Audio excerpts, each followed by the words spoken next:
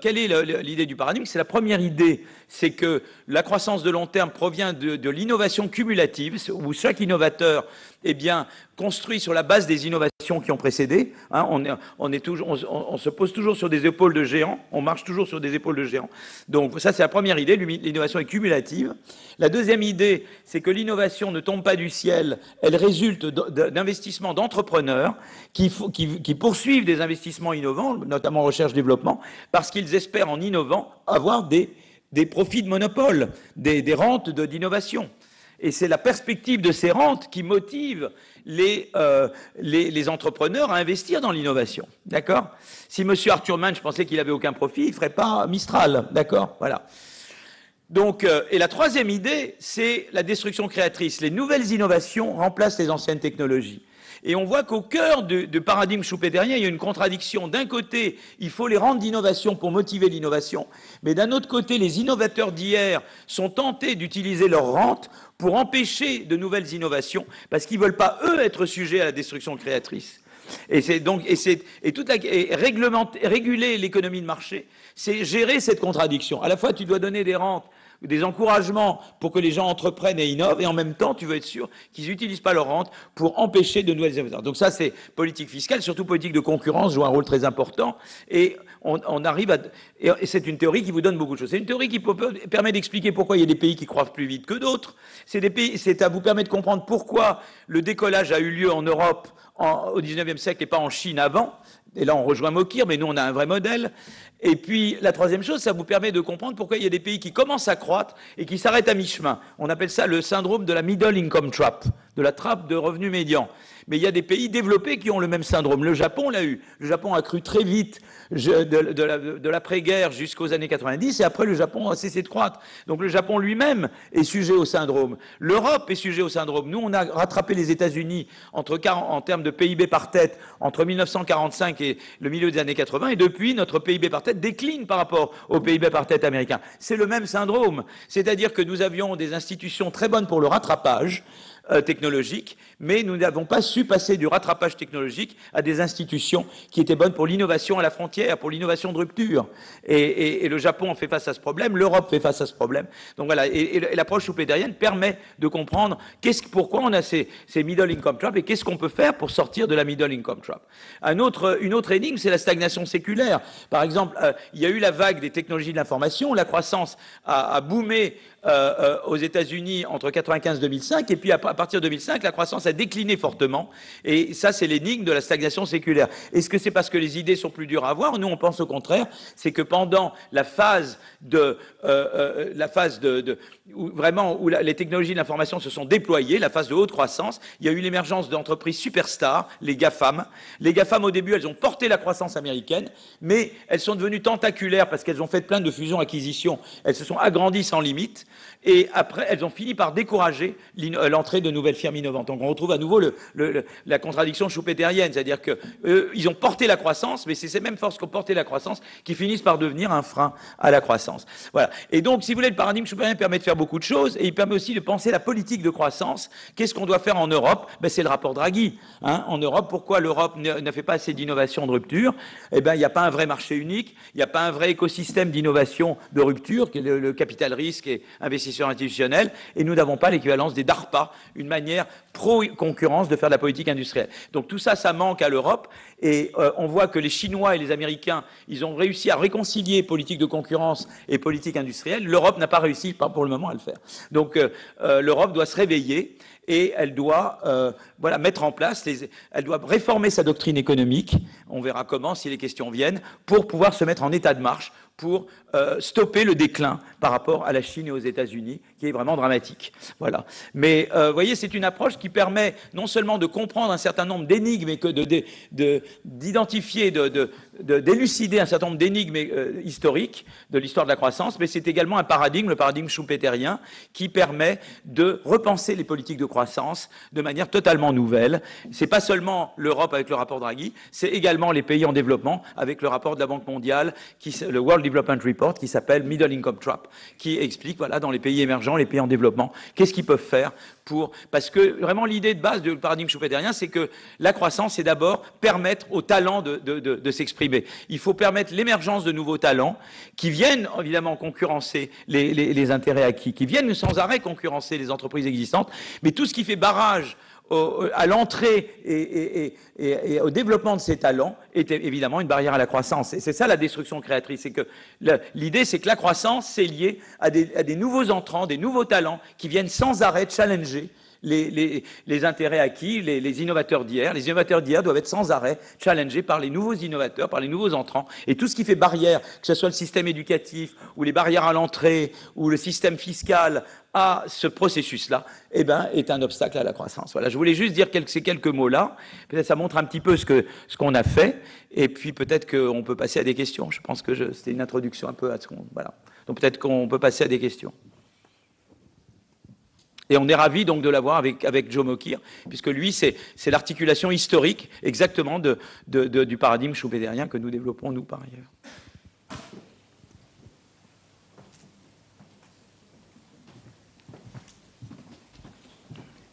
Il y a deux journalistes.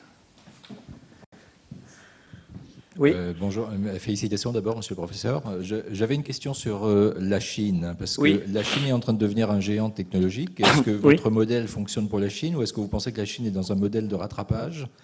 Et deuxièmement, j'avais une question sur les États-Unis. Avec le développement de l'IA, on voit qu'il y a une tentation monopolistique de plus en plus forte. Absolument. Et donc la question est de savoir si le modèle d'innovation américain peut perdurer. Alors sur la Chine, effectivement, il y avait des gens qui pensaient que la Chine n'allait jamais se développer du tout. Et moi, j'ai toujours pensé que non, la Chine pouvait en tout cas au minimum faire du rattrapage. Et en fait, c'est vrai que la Chine a réussi à innover également. Et ils ont été très intelligents, mais ils l'ont fait parce qu'ils ont réussi, par exemple, la concurrence. Ils ont des concurrences entre régions. Et puis également, les Chinois, ce qu'ils font, c'est quand ils donnent des aides à des secteurs, ils donnent à plusieurs entreprises. Donc elles sont en concurrence. Ça a permis de stimuler l'innovation. Et ils ont eu des politiques vraiment très volontaristes d'inversion de la fuite des cerveaux, vous voyez, ils ont pour faire revenir les chercheurs, quoi. Et puis une vraie politique d'innovation, quoi. Vraiment no LabEx, mais à une échelle beaucoup plus grande, quoi. Donc ça, je crois ça, plus le fait qu'ils réconcilient politique industrielle et une forme de concurrence, je pense que ça, et les Chinois évidemment ont su très bien utiliser, mais ça c'est déjà pendant le rattrapage, le fait qu'ils aient une population très éduquée avec l'ouverture évidemment, hein. Mais ça a permis le rattrapage. Mais par ailleurs, ils ont eu une politique très, très dynamique d'innovation. Alors c'est vrai qu'il n'y a pas autant de liberté. Moi, je pense que l'innovation de rupture a besoin de liberté. Mais là, les Chinois étaient très malins parce qu'ils envoyaient les chercheurs à l'étranger dans des pays où il y a la liberté, comme les États-Unis. Et donc, j'ai travaillé avec des collègues qui sont ici, avec des co-auteurs, avec Luc et Raphaël, qui sont là. Et eh bien, on voit vraiment comment les restrictions que Trump a imposées aux collaborations scientifiques entre la Chine et les États-Unis ont eu comme résultat de museler un petit peu la recherche fondamentale. Elle a eu un impact négatif sur la recherche fondamentale chinoise, parce qu'ils se sont beaucoup reposés sur la liberté ailleurs également. Donc ils ont été très intelligents de faire des politiques où, autant que possible, sans changer le système, ils pouvaient introduire une certaine liberté d'entreprise, une certaine concurrence, etc. Et puis, des chercheurs qui partaient dans des endroits où là, la liberté est là et qu'ils pouvaient donc se développer. Et puis après, ils revenaient et développaient des choses en Chine. Ça, c'est assez intelligent. Maintenant, il y a des gens qui pensent qu'ils vont quand même, ils peuvent avoir un problème parce qu'il y a eu une certaine fermeture après le Covid en Chine.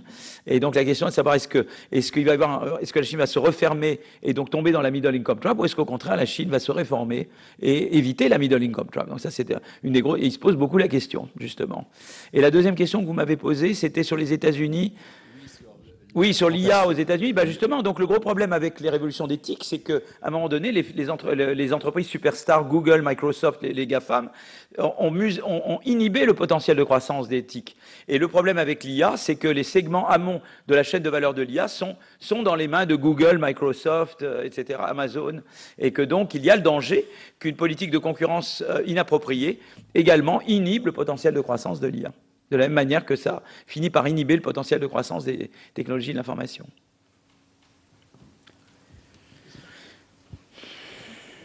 Pour l'Europe, on est plutôt dans une situation de rente aujourd'hui. Qu'est-ce qu'il faudrait faire pour développer l'innovation ? Là, on arrive au rapport Draghi, en fait. La première chose, c'est qu'il faut d'abord des politiques qu'on appellerait horizontales, non sectorielles, c'est-à-dire qu'il faut d'abord un vrai marché unique, Et il y a beaucoup d'entraves au marché unique, ce qui est la pratique du gold plating. Chaque pays ajoute ses propres réglementations aux réglementations européennes. Donc ça, il faut essayer de combattre ça. Et peut-être que certains pays peuvent décider entre eux d'avoir une zone vraiment de libre-échange. Donc parce que pourquoi c'est important pour l'innovation? Parce que l'innovation, je la vends dans un marché. Si j'ai un marché tout petit, ça veut dire que j'ai peu de rente à l'innovation et j'ai peu de concurrence. Donc je veux à la fois des rentes à l'innovation et de la concurrence. Et évidemment, tout ce qui fait obstacle au marché unique est un obstacle à la croissance de ce point de vue-là. La deuxième chose, c'est qu'il faut un écosystème financier de l'innovation. Et on n'a pas assez de capital risque, on n'a pas assez d'investisseurs institutionnels en Europe, en grande partie parce qu'on a des systèmes de retraite qui sont des systèmes par répartition et pas par capitalisation. Évidemment, ça limite les possibilités de développer des fonds de pension, des fonds mutuels. Mais par exemple, les Suédois ont été capables, malgré le fait qu'ils aient un système par répartition, de développer des investisseurs institutionnels. Donc il faut prendre exemple sur la Suède et développer beaucoup plus. Il nous faut un marché comme le Nasdaq high-tech, un marché des capitaux et donc tout ça. Enfin, donc capital risque, marché des capitaux high-tech et investisseurs institutionnels, et peut-être davantage de titrisation des banques autorisées. Je pense que tout ça irait dans le sens d'un écosystème financier adéquat. Et puis, on n'a pas l'équivalent des DARPA, des fameuses Defense Advanced Research Project Agency, qui sont une manière très pro-concurrence de faire la politique industrielle. Tu choisis le secteur, l'argent vient d'en haut, tu as des chefs d'équipe qui viennent de milieu académique ou industriel, et eux suscitent des projets concurrents. Et là, c'est la partie bottom-up et concurrentielle. Et tu fais ça dans des secteurs comme la défense, comme la transition énergétique, comme la biotech. Et nous, on n'a rien d'équivalent en Europe. Voilà. Donc, toutes ces dimensions-là, on doit améliorer. Bonjour, merci pour la question. Et pour les pays en développement, particulièrement l'Amérique latine, on est un peu pris entre la guerre commerciale avec les États-Unis, mais aussi on a eu des avances contre la lutte de la corruption, aussi pour la fiscalité, mais on ne parle pas assez suffisamment sur la IA. Comment est-ce qu'on peut faire un peu les recettes pour améliorer la croissance économique? Merci. Donc vous voulez savoir sur AI? Oui. AI dans les pays émergents, quoi. Je pense que c'est important de pouvoir diffuser. Alors, il y a eu le sommet IA et nous, on recommandait déjà, j'ai co-présidé une commission IA pour le président, on a remis un rapport au président Macron il y a 1 an et demi. Et il y a eu le sommet IA en février dernier à Paris, et la France, en tout cas, a beaucoup utilisé le rapport que nous avions écrit. Et donc, l'idée, c'est de diffuser l'IA dans les pays en développement, quoi. Donc ça, c'est vraiment l'idée de diffuser, mais de subventionner cette diffusion. Et donc de créer des structures G20 ou des structures pour pouvoir diffuser l'IA. Donc ça, c'est très important. L'IA, c'est des données de la puissance de calcul. Donc les données, il y a beaucoup, mais il faut pouvoir établir des puissances de calcul locales, qui se reposent entièrement sur des puissances de calcul aux États-Unis. Nous-mêmes, on doit développer nos puissances de calcul. Donc là, il y a l'idée qu'il faut aider les pays en développement à accéder à l'intelligence artificielle. C'est très important, bien sûr.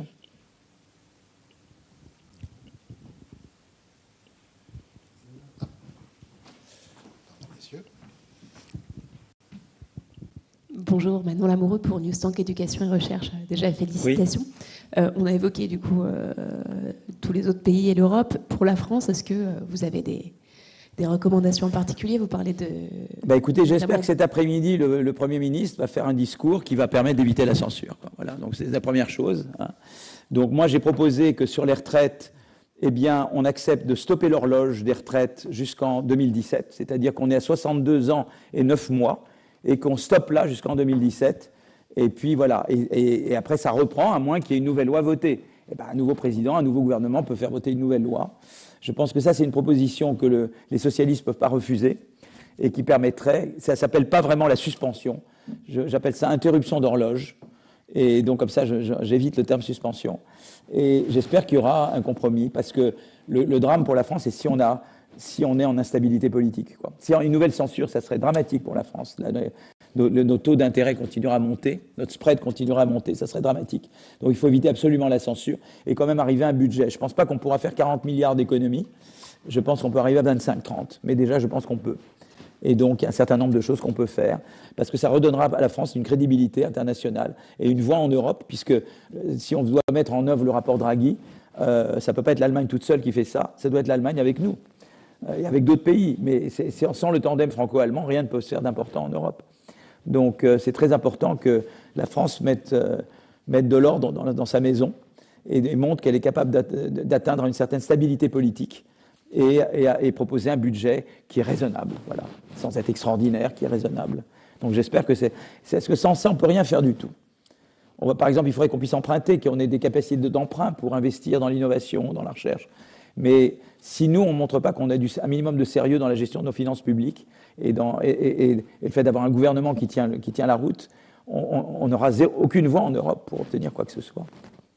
Et sur la partie recherche, innovation et talent, est-ce que... Recherche, innovation, talent, il y avait eu le meeting de la Sorbonne où le président avait proposé un certain nombre de choses, donc de dire, voilà, il faut aider, faire venir. On a la chance qu'aux États-Unis, les universitaires ne sont pas très heureux, il faut les faire revenir en Europe, mais il faut qu'on puisse les attirer chez nous. Donc on ait les moyens de le faire. Donc à nouveau, c'est peut-être important d'avoir un budget qui est de façon à pouvoir investir dans ce qui est croissance, éducation, recherche, voilà, et de pouvoir. Mais pour ça, il faut que, il faudra à terme en France qu'on travaille davantage. Ça, je crois qu'à terme, il faut d'une manière ou d'une autre, on ne travaille pas assez par rapport à l'Allemagne ou aux autres pays, et qu'on pousse. Voilà, donc c'est évident que ce problème va se poser à un moment donné. Alors, il y a un sous-emploi des seniors, un sous-emploi des jeunes. Il faut essayer de comprendre pourquoi et essayer de voir comment on peut résoudre ce problème-là. Et notamment, et je pense que à un moment ou un autre, on va devoir s'attaquer à ce problème. Et je crois que c'est ça qui va nous donner la latitude pour investir dans l'éducation davantage, j'en parlais tout à l'heure, et également dans la recherche et l'innovation. Développer des LabEx.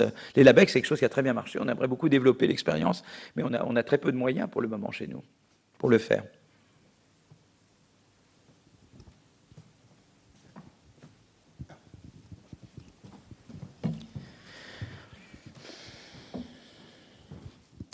Encore félicitations. Antoine de Signerens pour The Conversation France. Je me demandais, la France n'a jamais eu autant d'épargne qu'actuellement. Oui. Comment la conduire pour financer justement ces innovations et la croissance? C'est là que je parlais des investisseurs institutionnels. Si on développait des fonds de pension comme en Suède, par exemple, ça canaliserait l'épargne vers l'innovation. Voyez. Je pense aussi que les assurances-vie, on n'incite pas suffisamment à ce qu'elles soient investies dans l'innovation. Donc là, il y a des gens comme Tibi qui réfléchissent à des choses comme ça, qui a des mécanismes qui pourraient permettre d'inciter, de faire en sorte que l'assurance-vie finance davantage l'innovation. Donc là, voilà, il y a des choses qu'on peut faire dans cette direction-là. Mais on n'a pas encore les outils, capital risque, investisseurs institutionnels, pour attirer, pour que l'épargne s'investisse. Mais c'est aussi parce que l'innovation se produit ailleurs. Donc les gens investissent aux États-Unis parce que c'est là que l'innovation a lieu. Donc si on crée un écosystème favorable à l'innovation, et d'où les recommandations du rapport Draghi, ça sera une manière aussi de faire en sorte que l'épargne en Europe s'investisse davantage dans l'innovation en Europe et pas ailleurs. Et c'est un des grands... Mais pour ça, la taxe Zuckman, par exemple, c'est une très mauvaise idée. Parce que ça décourage l'innovation. On rate la révolution de l'IA. J'adore Gabriel, mais on rate la révolution de l'IA avec la taxe Zuckman. Monsieur Munch, par ailleurs, c'est immédiatement, quoi. Ça décourage l'innovation parce que c'est une entreprise qui a une valuation très élevée, ne fait pas de cash flow. Et donc, il doit trouver des financiers pour payer ses impôts au lieu de trouver des financiers pour financer l'innovation. Donc, les concurrents dans d'autres pays vont gagner vont l'emporter. Donc, ou Munch par ailleurs, ou sinon, Munch, de toute façon, il va devoir mettre la clé sous la porte parce qu'il y aura d'autres entreprises semblables à Munch, semblables à Mistral, qui, eux, n'ont pas du tout les mêmes contraintes et qui peuvent vraiment développer leur innovation. Donc, je crois vraiment... Mais je crois que c'est très intéressant parce que pourquoi je mentionne ça? Parce que Gabriel, quelqu'un qui fait des travaux formidables, mais le truc, c'est que dans son monde, il n'y a pas l'entreprise. Au cœur du modèle schumpeterien, c'est l'entreprise. C'est le cœur du modèle de croissance. Et lui, il raisonne plus en termes du modèle de Solow, où on parle d'épargne et de consommation. On dit l'épargne, et comme si toute l'épargne allait dans le même sens. On met dans le même sac la personne qui investit toute son épargne dans son entreprise et prend énormément de risques, et quelqu'un qui investit son épargne dans des fonds de pension ou dans de l'immobilier où il prend beaucoup moins de risques. Et dans le modèle schumpeterien, c'est pas comme ça du tout, justement, parce que le cœur du modèle, c'est l'entreprise. Il faut permettre à de nouvelles entreprises de se créer et de se développer si elles sont bonnes. C'est ça qu'on veut. En même temps, de se développer d'une manière qui n'empêche pas l'entrée de nouveaux. C'est ce monde-là dans lequel on est. Et c'est pour ça que le paradigme est très important. Vous voyez, on ne raisonne pas dans le même paradigme. Voilà. Et la question pour prolonger, justement, là, vous parlez d'investir l'épargne dans l'entreprise, mais de plus en plus, on assiste au holding, qu'elle soit familiale. Alors là, il y a un vrai problème. Alors absolument. Comment on peut essayer de rediriger tout l'argent, non pas vers une holding qui évite justement une taxation des revenus, etc., voire plus loin sur les paradis fiscaux. Voilà. Alors, je ne suis pas un spécialiste fiscaliste. Il y a eu un rapport de l'IPP, l'Institut des politiques publiques, qui était sorti il y a plus de 2 ans sur les holdings patrimoniales. C'est un excellent rapport. Et je pense que, voilà, Antoine Bozio et ses collaborateurs sauraient vous dire ce qu'il faut faire exactement. Mais là, il y a un vrai problème. Il y a une utilisation abusive. Par exemple, la niche du trail, il y en a certains qui en font une utilisation abusive. C'est qui se mettent comme une entreprise pour ne pas avoir à payer l'impôt sur les successions. Et de la même manière, il y a des gens qui utilisent la holding familiale ou patrimoniale pour ne pas payer l'impôt sur le revenu. Donc ça, c'est inacceptable. Il y a des gens qui font acheter leurs chalets, leurs avions privés sur des holdings. Ça, c'est inacceptable. Donc là, il y a beaucoup à faire. Je pense aussi que le crédit impôt recherche doit être mis à plat. Je ne dis pas qu'il faut le réduire, mais il est mal ciblé pour le moment. Donc je pense qu'une nécessaire mise à plat de tout ça est nécessaire. Voilà. Et je pense vraiment qu'il va falloir faire contribuer effectivement les plus fortunés, mais dans ce qu'ils ont de non productif, et puis également s'attaquer aux holdings, à l'utilisation abusive des niches fiscales et des holdings patrimoniales, absolument. Je crois que... Quelqu'un d'autre ?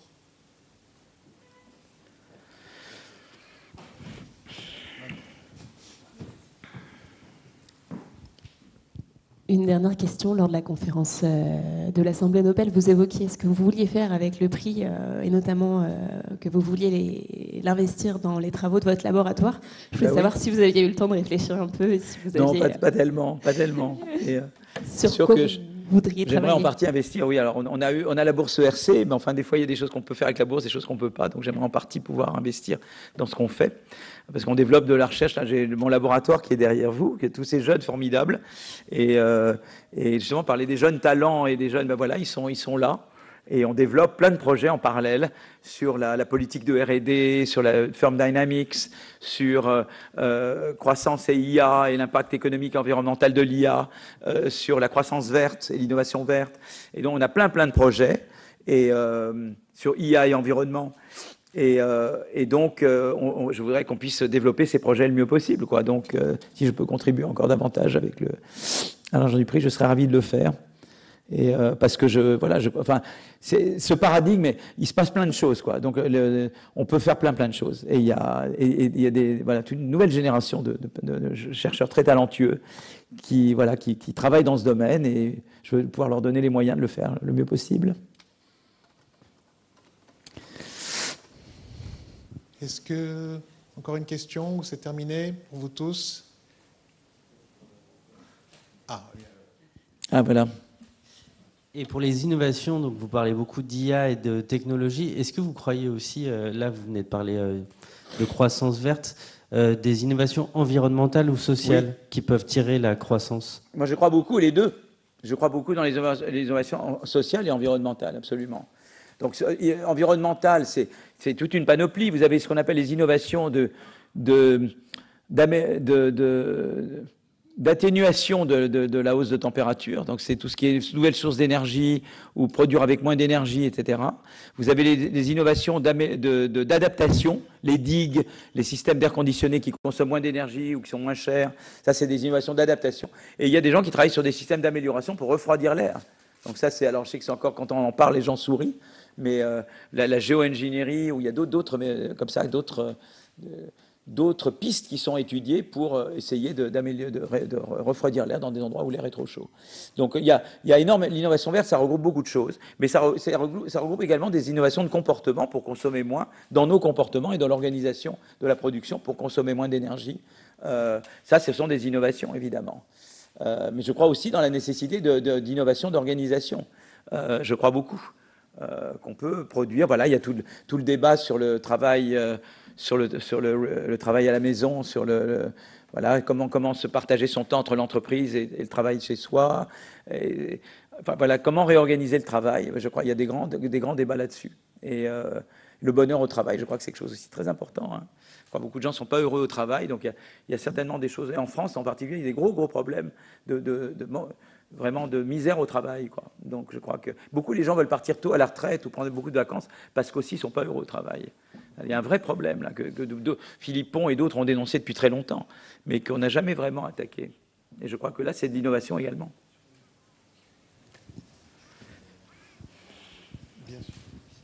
Si je peux me permettre une autre question, est-ce que dans une zone comme l'Europe où on est en déclin démographique, l'innovation est possible? Est-ce que historiquement c'est possible de faire de l'innovation dans une région avec une démographie déclinante? D'abord, je pense que oui, si on a davantage de personnes qui ont une éducation appropriée. Et là, on tombe sur tous les travaux de mon collègue Xavier Jaravel.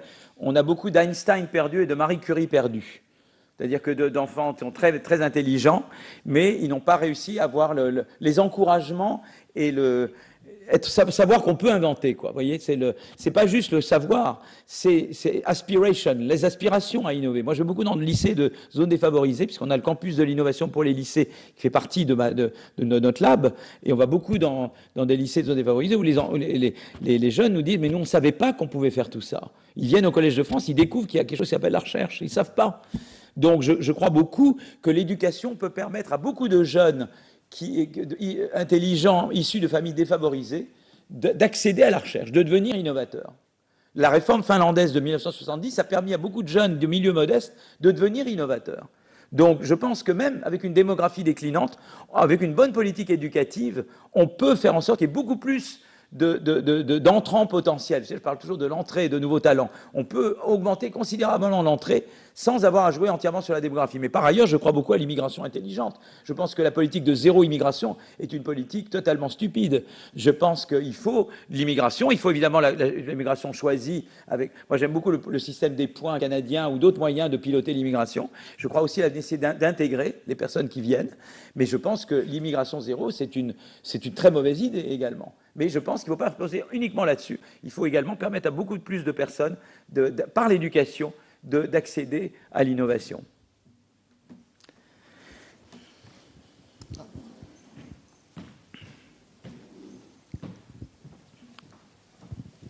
Comment faudrait faire concrètement quand vous dites bonne éducation pour accéder à la l'éducation recherche et à l'innovation? Oui. L'éducation, je crois beaucoup. La réforme, le système, moi, je ne veux pas faire de la décalcomanie, mais dans le système, d'abord, les standards, les programmes sont déterminés de manière centralisée, d'accord?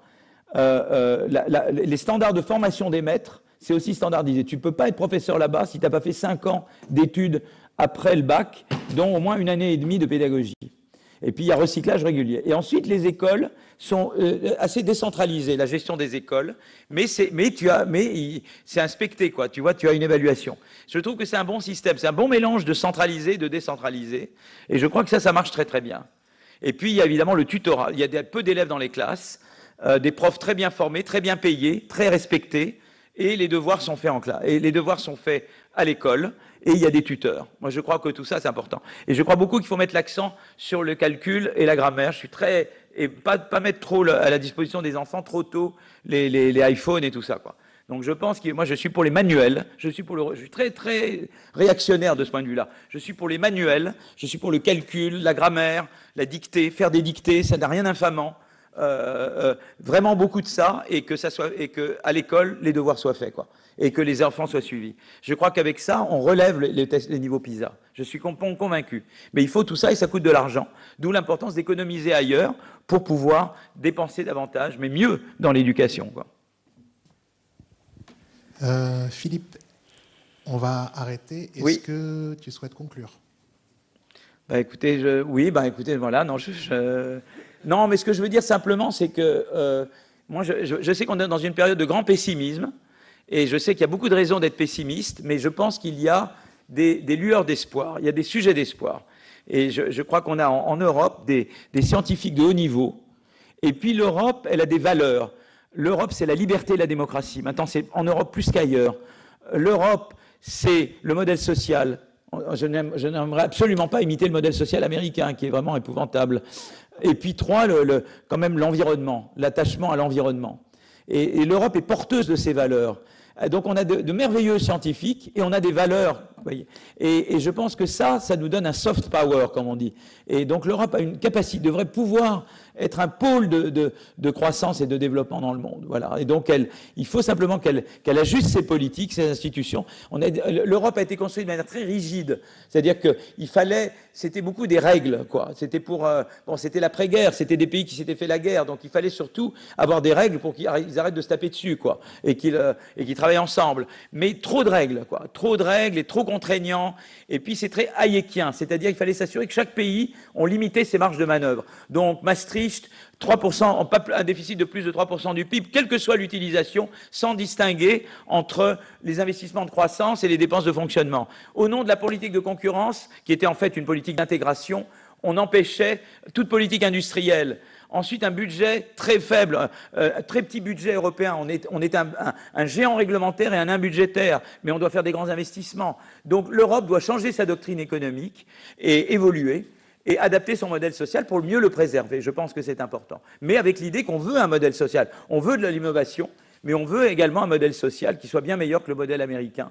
Et on a cet engagement à la croissance verte également. Et je crois qu'on a tout ce qu'il faut pour le faire, mais il faut que les pays le fassent. Alors la question c'est que, est-ce que ça sera fait à 27 ? Moi je pense que ce sera coalition of the willing. Je pense que c'est quelques pays qui veulent faire, qui vont commencer, et ensuite les autres pays suivront. Seulement tant que la France, ne